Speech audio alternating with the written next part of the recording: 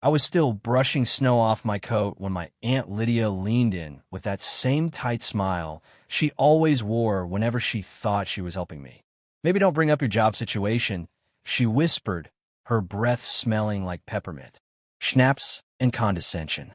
It'll depress the kids." I hadn't even taken off my shoes yet. I blinked, caught between a laugh and a sigh. "Sure," I said. "Wouldn't want to ruin the festive mood." I smiled like I hadn't heard that exact line in 5 different variations at every family gathering for the last 2 years. I dropped my coat on the designated guest bed, kicked off my boots, and followed the sound of forced laughter into the living room. Why name's Aaron? I'm 34, and for the past decade, I've been the co-founder of a tech company that most of my family still thinks is some little computer thing. They don't really get what I do, and they've never asked. At best, I'm good with computers. At worst, I'm unemployed but makes websites for money. I stopped correcting them years ago. It's easier that way. After all, how do you explain seed funding rounds and venture capital to people who still think the Wi-Fi goes out when it rains? Thanksgiving with my extended family has always been a careful exercise in restraint. I keep my answers short, smile through the backhanded compliments, and steer conversations towards safer waters. The truth is, I've always been the odd one out. I didn't go to med school like my cousin Ellie, or become a civil engineer like my older brother Mark.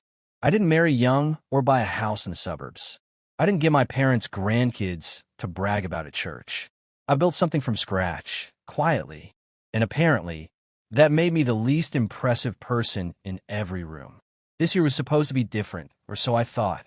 I drove 6 hours through sleep to get to Aunt Lydia's house because my mom guilt-tripped me into it. "Everyone's coming this year," she said over the phone. "Even Cody's bringing his fiancée.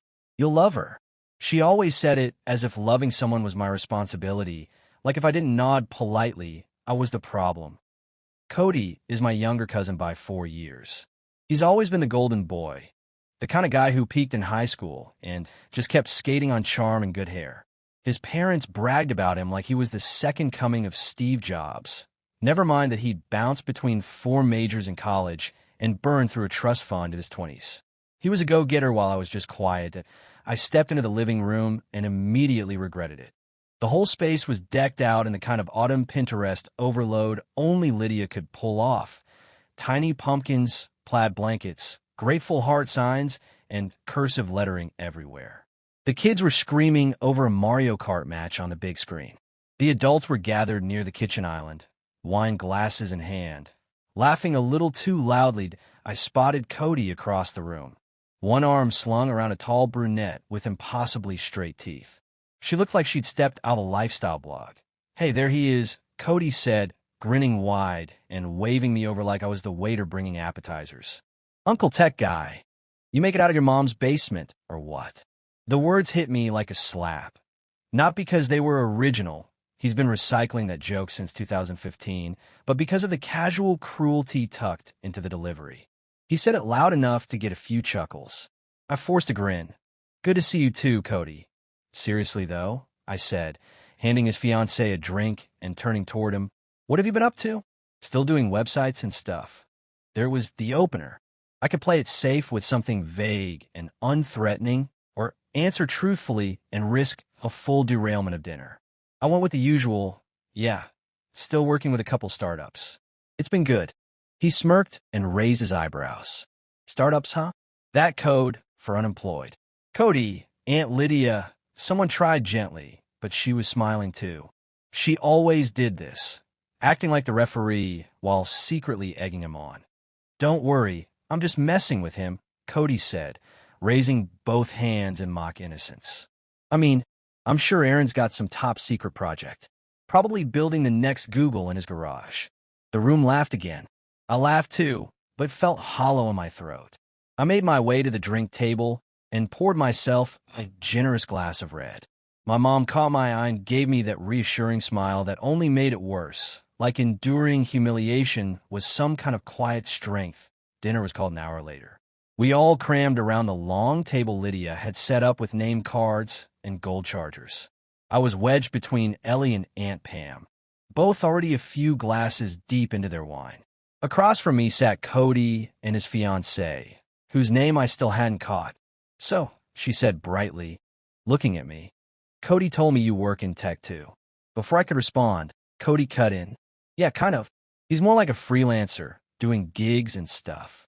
"Got it," she said, nodding politely with that look, half sympathy, half dismissal. I didn't blame her. She didn't know better. "Actually," I said, setting down my fork, "I run a company."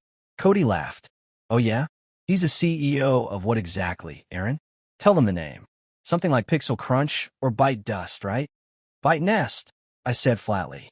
"We build enterprise security solutions. We just closed Series B funding last quarter." There was a brief silence. Not long, just long enough. Cody blinked. "Wait, seriously?" he asked, and I nodded. "Seriously?" He looked at me, then at his fiancée. Then he smiled again, but this time it was thinner. "Well, guess we're both in tech, huh?" She looked impressed, which seemed to annoy him. "He just got an interview at Everlock," she said proudly. "Super competitive. Big deal." "Nice," I said. "I met with their board a few times. Good team." That's when he smirked and said it. "Doubt you'd even get past security." It was a joke, or at least it sounded like one. But the edge in his voice was unmistakable. A challenge. An attempt to put me back in my place. My stomach tightened. I looked around the table. Some were laughing, some quietly watching that. I stood up slowly and grabbed my jacket from the back of the chair. Everyone fell silent. "I'm the CEO," I said. "See you Monday." And just like that, the entire room froze. I didn't wait for their reactions. I walked out, but that was only the beginning. By the time I got to my car, the adrenaline had turned sour in my stomach. I wasn't even sure where I was going. I drove out of the cul-de-sac, past rows of identical houses with glowing porch lights and blow-up turkeys, until the quiet hum of the tires steadied my breathing that I didn't cry. I didn't yell. I just kept hearing his voice echo in my head. "Doubt you'd even get past security." IT wasn't the insult itself that got to me. I did worse. It was the way it landed with the others. How no one spoke up. Not my mom, not my aunt, not even my brother, who I caught smirking into his napkin like it was all just harmless fun. It was the ease with which they let it slide, if that kind of jab was normal, expected, even welcome, like I deserved it, that I parked in a grocery store lot and just sat there, gripping the wheel, watching my breath fog the windshield. Part of me wanted to drive back home, call a night, leave them to their wine and pie, and whispered gossip. But another part, the part that had stayed quiet for years, started to simmer. I don't know if it was the look in Cody's eyes or the flicker in his fiancée's smile when I said, "I'm the CEO," but something shifted in me.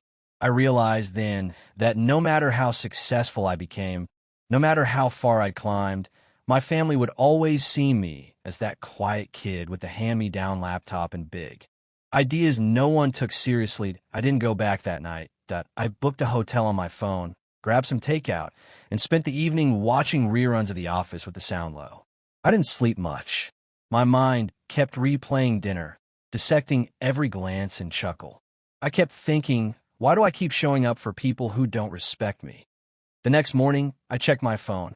8 texts from my mom, 3 missed calls, all versions of the same message. "Please come back. Let's talk." It got out of hand that I didn't reply. Instead, I went to the one place I always found clarity, a little coffee shop downtown, the kind with too many plants and lo-fi music on loop. I ordered a black coffee and sat near the window, watching the snow fall in soft waves. That's when my brother Mark called. I stared at the screen before answering. "You good?" he asked, skipping any greeting. "I'm fine." There was a pause. Cody was being a jerk. "You know how he gets." "I do," I said. "And you laughed." He exhaled sharply. "It wasn't about you, man. Don't be so sensitive." My hand tightened around the coffee cup. "Right? It's always a joke when it's about me." "Look," he said, "you made your point. The whole CEO mic drop thing. But maybe don't overreact." "Yeah," I said. "They've always been kind of private. People just don't get what you do. They don't even try. They assume the worst and call it a joke." Okay, he said quickly, as if afraid I'd hang up. "Look, just come back for dessert. Everyone's asking about you." "Are they?" I said. "Or are they just wondering if I'm going to ruin more of their perfect night?" He didn't answer, just said, "Think about it." and hung up. I didn't go back that day either. But family has gravity. You can't avoid them forever, especially during a week-long holiday when half of them are in town. Sure enough, 2 days later, I got an invitation. Game night at Lydia's. Please come.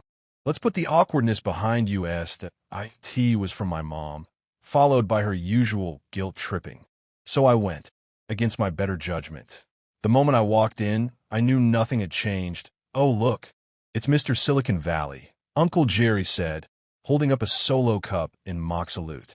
Cody gave me a nod across the room, arm draped around his fiancée like he was posing for a catalog.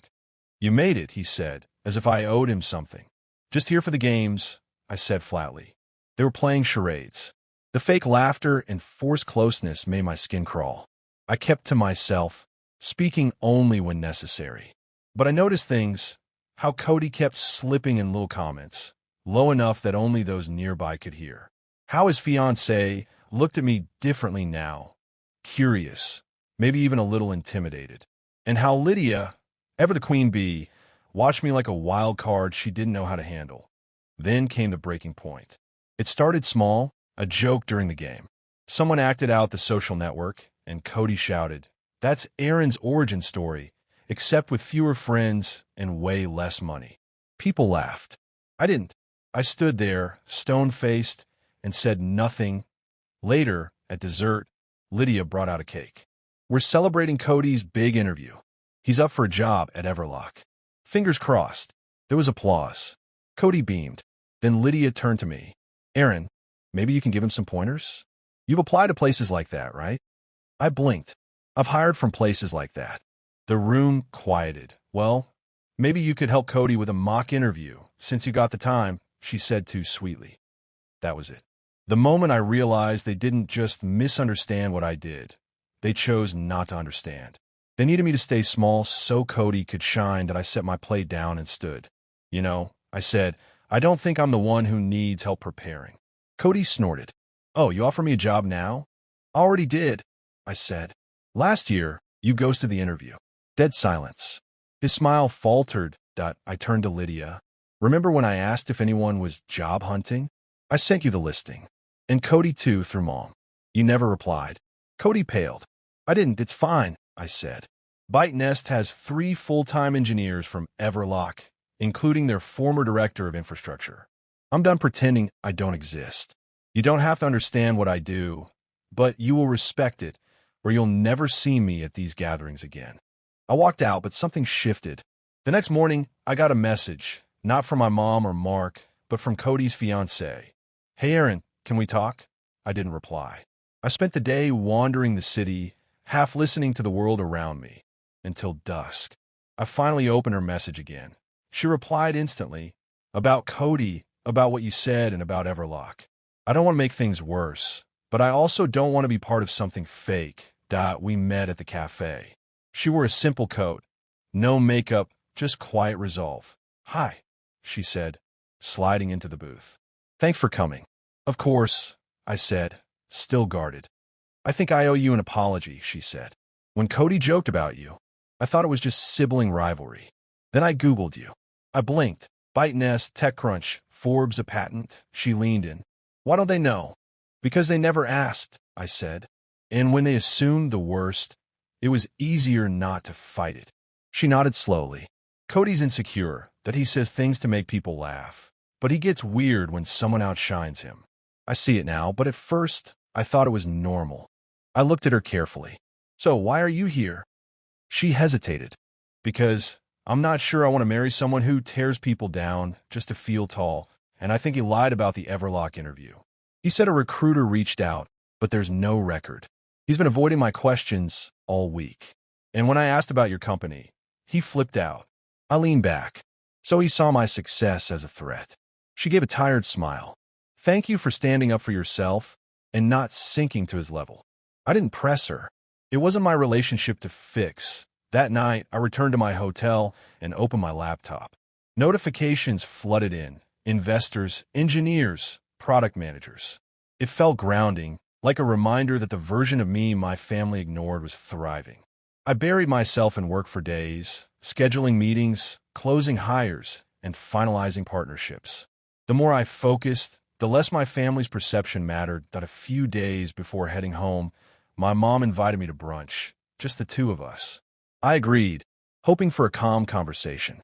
But it quickly turned. "You really hurt Cody," she said. I froze. "He hurt me. You humiliated him in front of everyone," she countered. "Because they wouldn't hear me otherwise," I said. "I've spent 10 years building something no one in this family even tries to understand. And now I set a boundary. I'm the problem. I'm done apologizing for existing." There was a long silence. I paid for her tea, hugged her, and left feeling lighter.